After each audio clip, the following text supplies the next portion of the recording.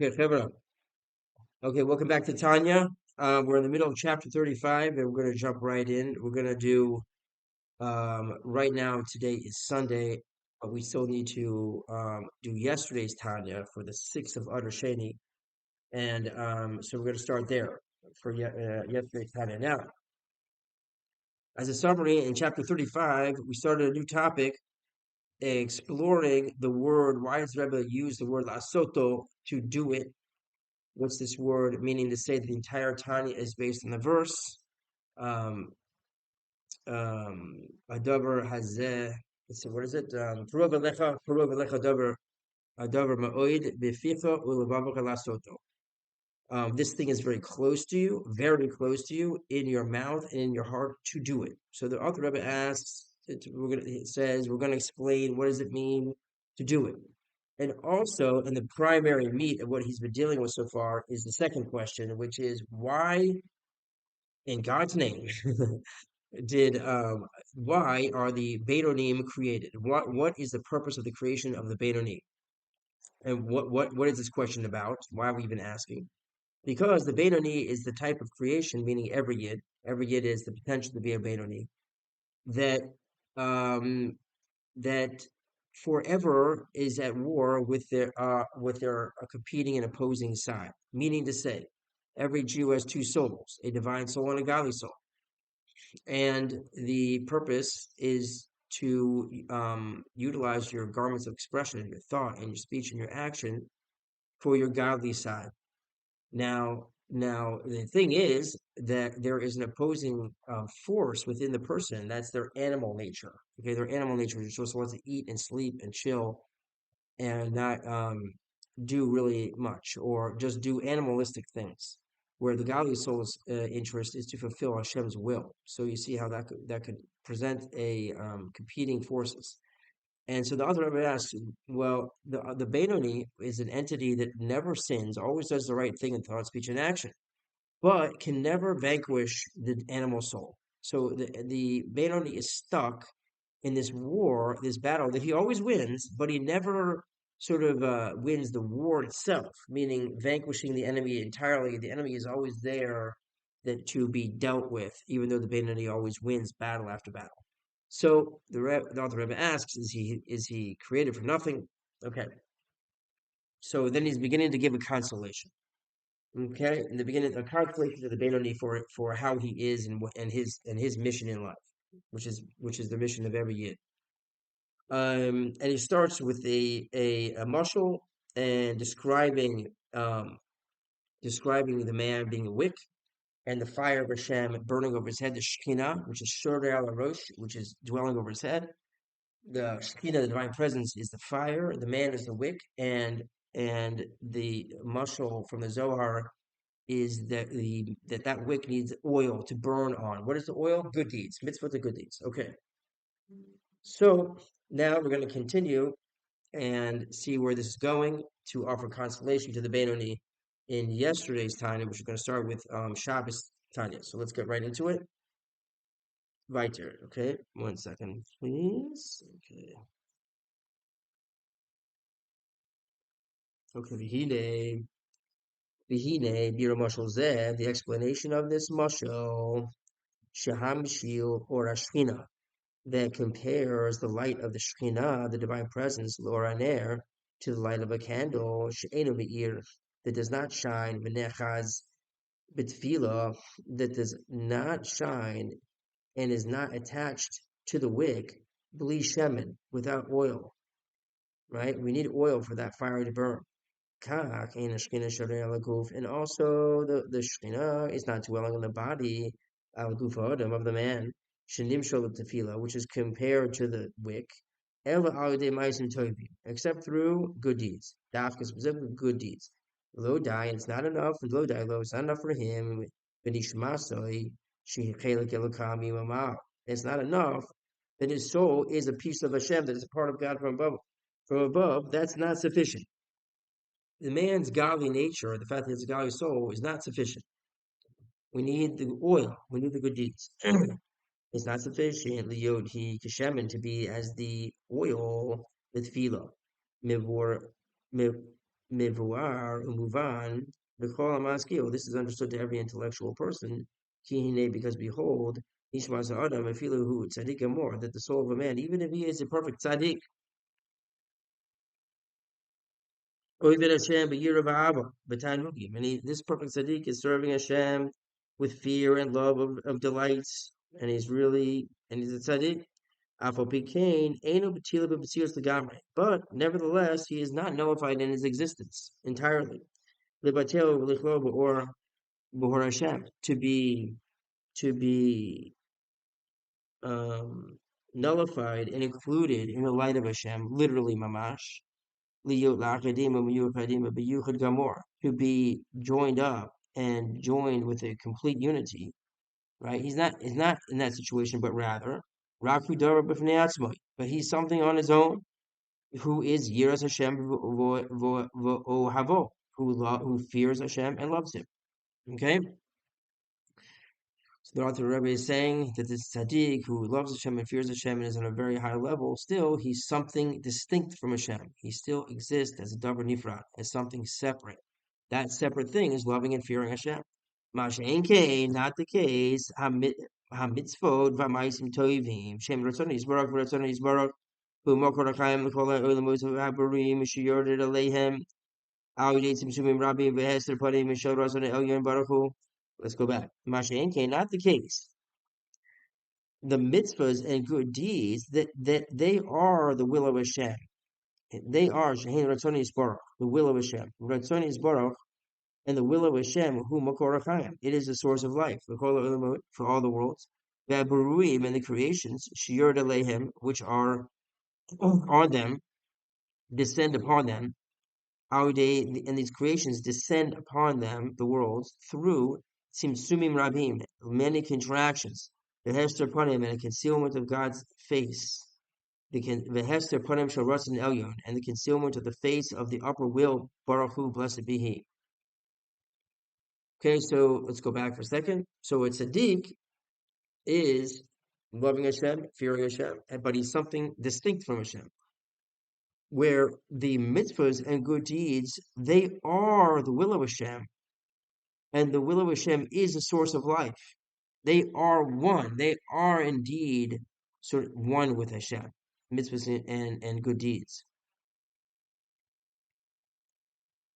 And they are the source of life of all the worlds, and the source of life of all the creations which descend upon the worlds. And how are they the source of life for these created beings? Through tzimtzumim rabim, many contractions, v'hester panim, and a concealment of God's countenance of the upper will, blessed be He. V'yaridas hamadregos, and this upper will comes down. V'yaridas hamadregos, it comes down levels. Until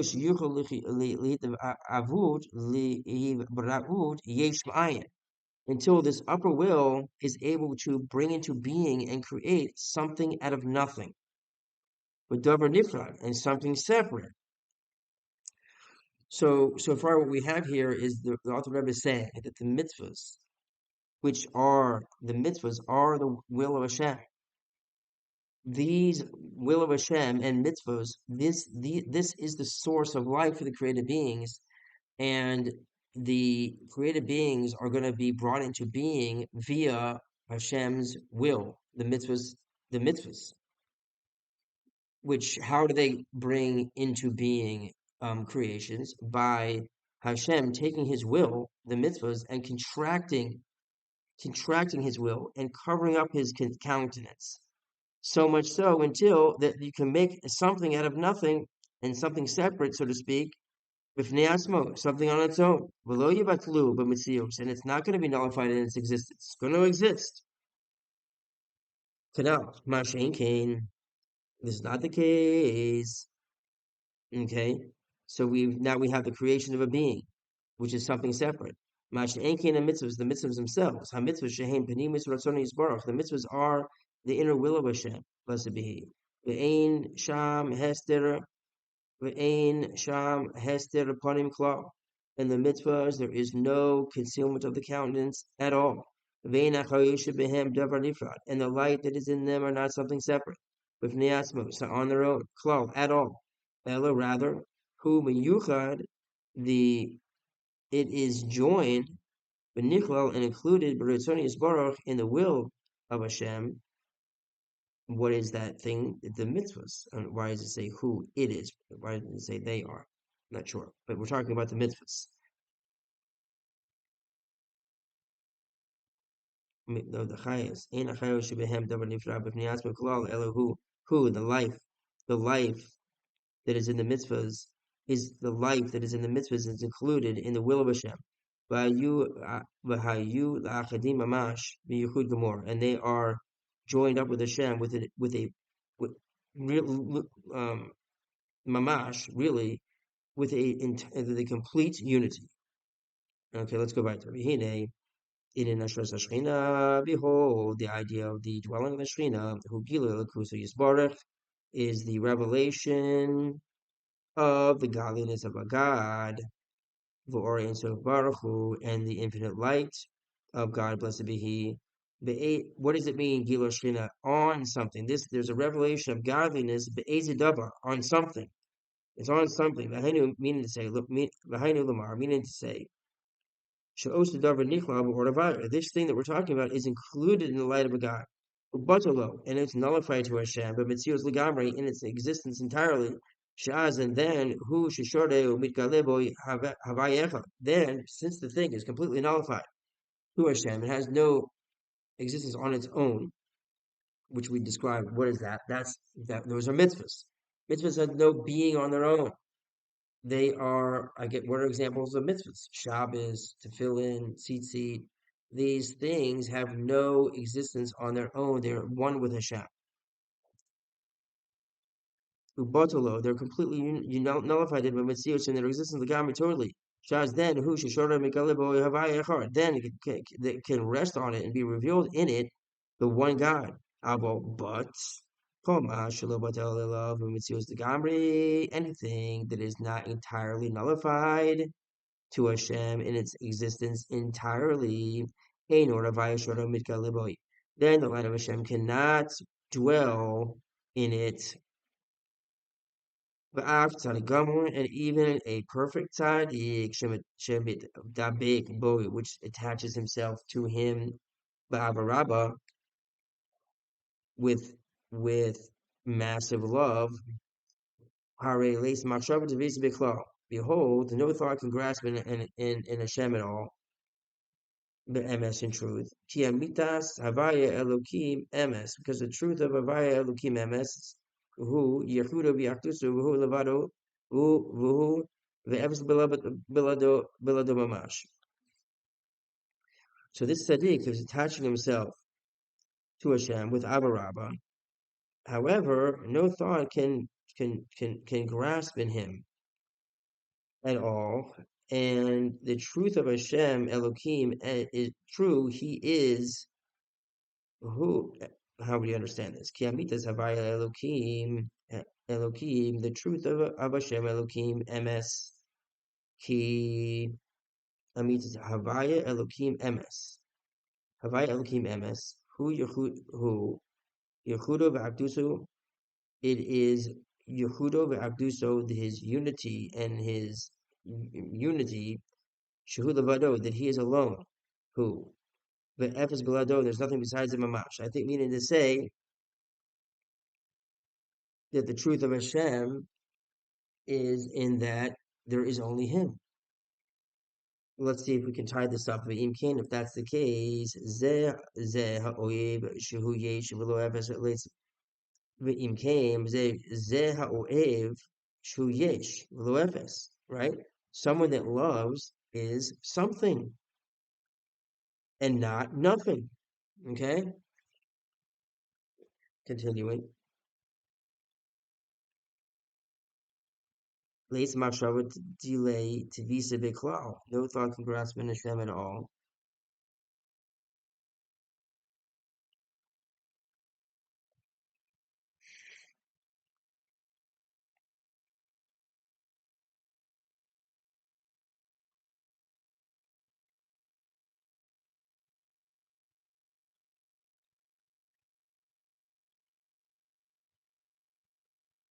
The ain or avaya, And the light of Hashem does not, and the light of Hashem does not dwell and not is not revealed in him, ella, except avide kiyuma mitzvos. How are we going to have the light dwell? It's only through kiyuma mitzvahs. Why? Because the mitzvahs are indeed one with Hashem, and through the mitzvahs there is no separate entity. So via the mitzvahs, the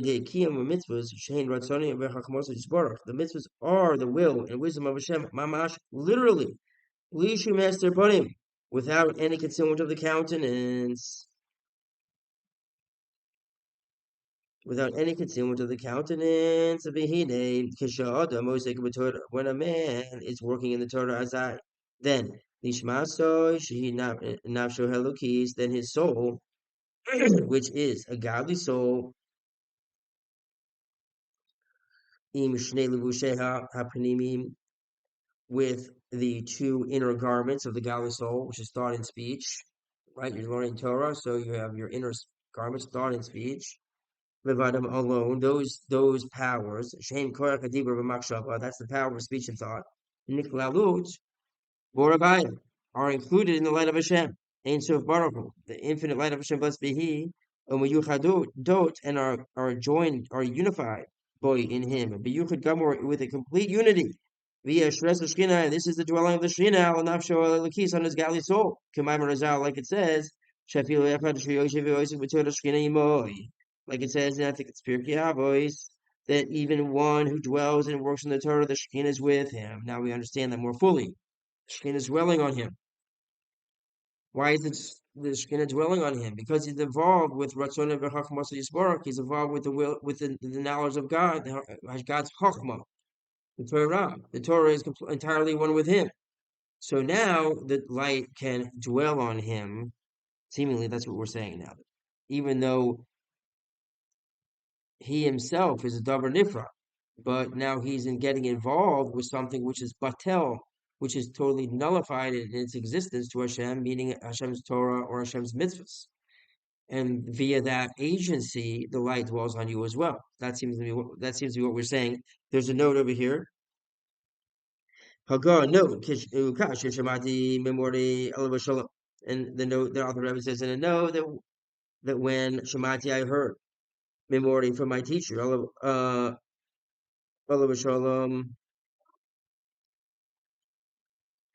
Pirush Batam Lamashkos of Eitz Chaim, the Pirush and the reason for what it says in Eitz Chaim, short and so Baruch Eno Midyachet Afilu Ba'olam that the light of the infinite light, blessed be He, does not attach even in the world of Atzilus, except through the garmenting first in the sphere of Chachma, in the sphere of Chachma, by the meaning, Mashum Shains of Baruch Hu Echad Emes, since that the infinite light of Hashem is one and Hu Echad Emes, it's one and one true. Shuhu Levado, and he is alone. Who he is alone.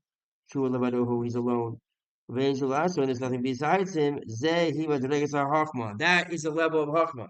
Hashem's oneness and aloneness comes also an expression in the sphere of Chachma. And we say, what's the expression? Torah nafka Chachma. Torah comes from Chachma. Torah is an expression of Chachma. So that is a place that that is nullified in its existence to Hashem. Therefore, the Shekhinah can dwell on it.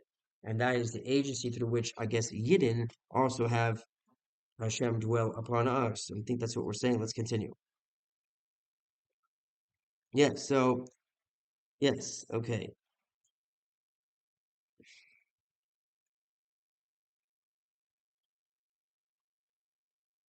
This constitutes the resting of the Shekhinah on his divine soul. As the rabbi stated, even if one person is occupied in Torah, the Shekhinah is with him, as we said. Okay. Now, this is a very long piece, so let's take a breather, and we're going to continue.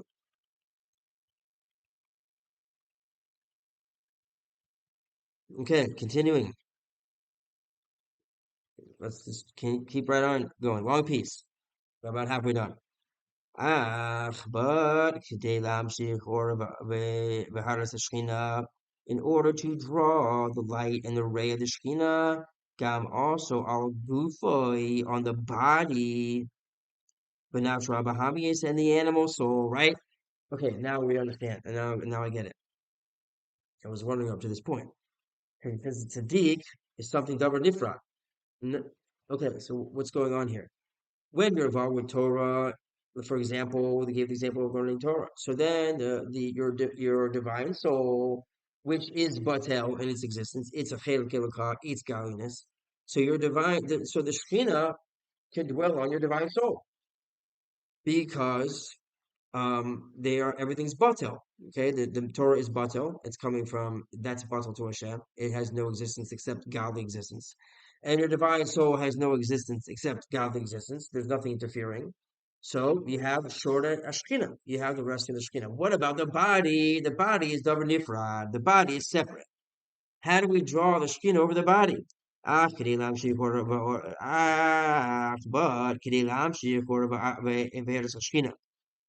in order to draw the light and the ray of the Shekhinah gam al gufo, also on his body, v'nashua bahamis, and his animal soul, shehiyah chionius, which is the vivifying soul, hamlu v'veshet begufo, which is dressed up in the body, mamash literally, this animal soul, vitalizing soul. Tzadik l'kaya mitzvahs masiyot, you have to do physical mitzvahs. Tzadik l'kiyo mitzvahs masiyot, and nasim haguf mamish. You have to do mitzvahs which are done through the body, literally through the body. You got to do mitzvahs with the body. You want the life to come with the body, you have to do mitzvahs with the body.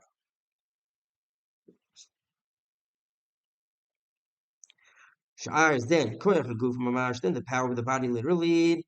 Sheba asiya, which is in the world of asiya, zu nichal ba'oravaya. Sorry, no, Sheba asiya in this action. Then the power of the body, literally, Shiva Asiya, in the action that's in the mitzvah action that you do, Shiva Asiya, Zu, through this action, Nichlav Oravaya, it's included in the light of a God, Bertsono, and his will, and Miyuchad Boy, and is becoming one with him, with it. Yuchad Gamor, with a complete unity. Woohoo, Levush Hashlishi, this is the third garment. Shall never Elokis of the godly soul. The third garment is the garment of action, thought, speech, and action. Sha'azar then Gam Koyach and Yonis, then the power of the vitalizing soul, Shibagufo, that it is in his body, mamash literally. Shema Klibas Nogda, which is from the Sitra Achra, that's from the other side. That's the body side. Nitapech meralatoid is transformed from from evil to good. You're transforming from evil to good. V'nikla mamash b'kedusha, and it's included literally in the kedusha, kenebsha elokis, like the godly soul, mamash literally like the godly soul. Me'achar, since chuhu apoel, it is the thing doing it. V'oisei maseh hamitzvot, it is what is doing the mitzvah. Meaning the animal, soul, and body are doing the mitzvah. They're carrying out the action. Shibelado lo yisai nefesh elokis pu'ulat b'guf klal. Without the body, then the godly soul will not influence lo yisai nefesh elokis pu'ulat b'guf klal. Then the nefesh elokis will not influence the body at all. Because the divine, so the nefesh elokis is a ruchniit. And the guf gashmi v'chumri, it's physical and coarse. Umamutza b'neihem, and it is a intermediary between them. What's the intermediary between them? This is the nefesh hachayonis. The nefesh hachayonis habahamis hamaluveshet b'dam adam. This is the vitalizing soul, which is dressed in the blood of the man. Shebalibo, that in his heart. What's the intermediary? The intermediary is the vitalizing soul. And that's the intermediary between the body and between the godly aspect.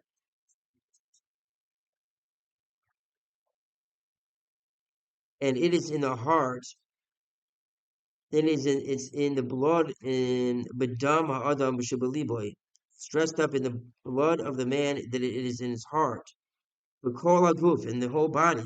V'af hamahusa v'atzmusa shel nefesh habayis, and also the being and essence of the animal. So shebaliboy, that is in his heart. Shehein midoiseha haraim. These are the evil attributes that are not yet including Kedusha, because we have an animal aspect, and these are therefore considered evil traits because they emerge from the body and animal soul. They're not including Kedusha, nevertheless, Didakfin Kedusha, since they were forced to Kedusha, Ubal Karcha, by force, Onim Amen, the body says Amen, Umaskimin, Umitratzin, Asita mitzvahs, and it agrees. And let me see, Ratzin and what? Let me see here.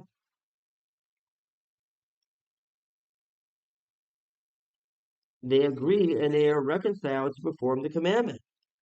They agree, umaskimim, umit ratzin, and they reconcile the asiyat mitzvah. They're doing it. The body is doing it. They're saying amen.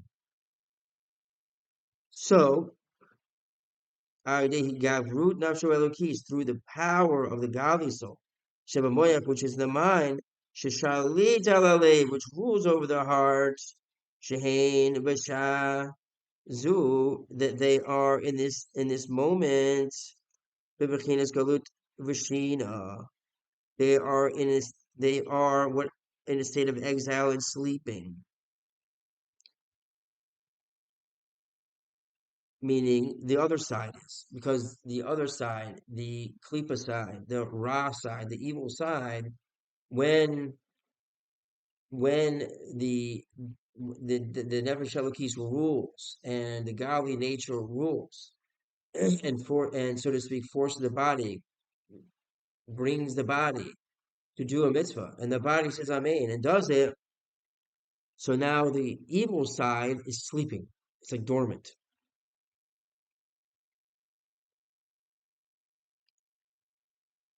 Hey, and therefore, ein zumania mihashres hashchina. Therefore, the animal nature does not oppose, does not get in the way from the dwelling of the Shekhinah al gufa, the body of the man.